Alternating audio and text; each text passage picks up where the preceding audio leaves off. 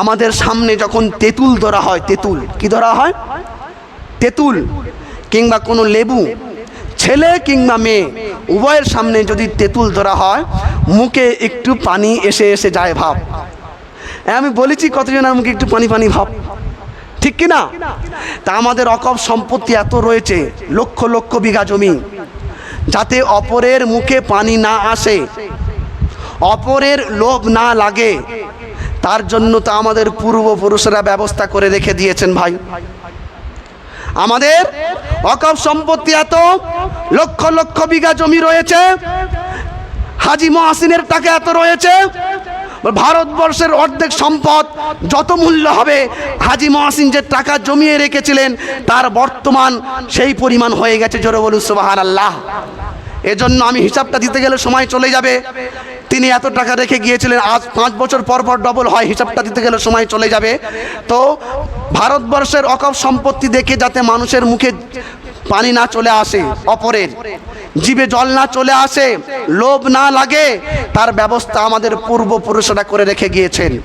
উদাহরণ দিতে গেলে আমি এতটুকু বলতে পারি, ভারতবর্ষের বিখ্যাত মন্দির বাবরি মন্দির, যদিও রাম মন্দির, আমি বলবো বাবরি মন্দির, যা হবে হবে, 16,000 কোটি টাকা খরচ করে বাবরি মন্দির তৈরি করেছে। কত হাজার কোটি?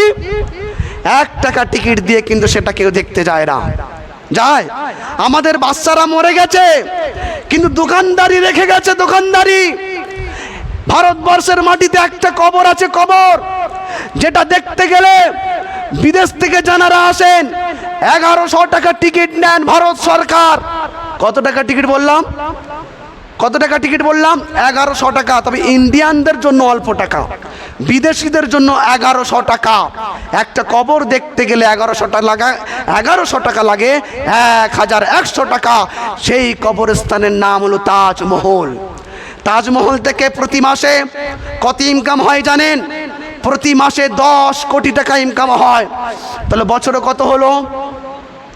বছরে কত হলো? 120 কোটি টাকা। শুধু তাজমহল থেকে মুসলমানদের একটা মিনার আছে, যে মিনারটির নাম কুতুব মিনার, যাকে দেখতে গেলে 40 টাকা টিকিট লাগে, তার প্রতি মাসে ইনকাম আসে 2 কোটি টাকা। বছরে তাহলে কত হলো? 24 কোটি টাকা। ভারতবর্ষের মাটিতে একটা ঘর আছে, যে ঘরের নাম ফতেপুর, যিনি হুমায়ুন বাদশা করেছিলেন। ভারতবর্ষের মাটিতে আর একটা ঘর আছে, যার নাম হলো লালকেল্লা, শাহজাহান বাদশা তৈরি করেছিলেন। ভারতবর্ষের মাটিতে আরেকটি ঘর আছে, যার নাম হলো আগ্রা, যেটা হচ্ছে কি আপনার আকবর বাদশা করেছিলেন। এই 3 ঘর থেকে প্রতি মাসে 3 কোটি টাকা আসে। তাহলে বছরে কত কোটি হলো? 3 × 36 কোটি টাকা। আমাদের সম্পদ থেকে যাতে লোভ না লাগে সে ব্যবস্থা তো করে রেখেছি ভাই। না, তাজমহলের ইনকাম আমরা মুসলমান চাই না, কুতুব মিনারের ইনকাম মুসলমান চাই না, ফতেপুরের ইনকাম, আগ্রার ইনকাম, লালকেল্লার ইনকাম আমরা চাই না। পশ্চিম বাংলার মাটিতে একটা ঘর আছে, যে ঘর থেকে প্রতি মাসে 2 কোটি টাকা ইনকাম হয়, যার নাম হলো হাজারদুয়ার। বছরে 24 কোটি টাকা। আমরা তো সেগুলো চাই না। তাহলে আমাদের এত লোভ লাগছে কেন? এত জিভে পানি এসেছে কেন? এই জন্য প্রতিজ্ঞা করে নিন, সুপ্রিম কোর্টের প্রথম শুনানি এসেছে, 5 তারিখের দ্বিতীয় শুনানি হবে। প্রথম শুনানিতে বলা হয়েছে ওয়াকফ বোর্ড এই মুহূর্তে যেমন অবস্থায় রয়েছে ওই অবস্থায় থাকবে, অসুবিধা নাই।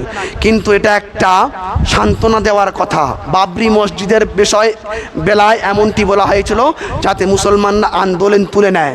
এই জন্য সুপ্রিম কোর্টের যে রায় এসেছে প্রথম শুনানিতে, আলহামদুলিল্লাহ খুব খুশি আমরা। তা বলে আন্দোলন বন্ধ করলে হবে না, আমরা আন্দোলন করব সুস্থ শান্তির সাথে। যেমন বিশ্বনবী শিখিয়েছেন, মারপিট করে নয়, দাঙ্গা করে নয়, কোনো গাড়ি ভেঙে নয়, কোনো মানুষকে আঘাত দিয়ে নয়, কোনো কষ্ট দিয়ে নয়। এইভাবে আমরা আন্দোলন করব বলি ইনশাআল্লাহ।